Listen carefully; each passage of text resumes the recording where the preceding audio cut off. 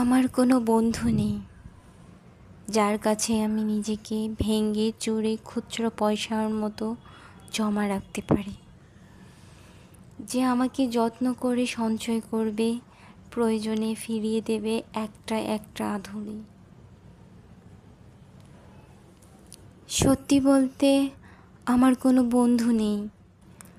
বন্ধু বলতে জেনেছি যাদের, তারা কেবল পথ চলতে সঙ্গী ছিল।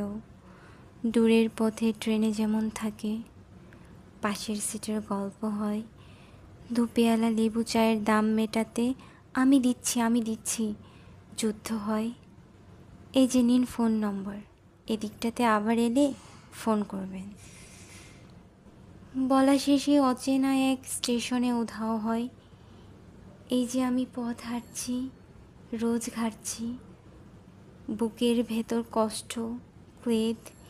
এই যে আমি ক্লান্ত ভীষণ, বুকের ভেতর জমেছে কেবল দুঃখের মেদ। তবু আমার নিজের কোনো বৃক্ষ নেই। প্রবল দহন দিনের শেষে যার ছায়াতে জিরব ভেবে ফিরে আসার ইচ্ছে হয়, আগলে রাখার মায়ার মতন আমার কোনো বন্ধু নেই।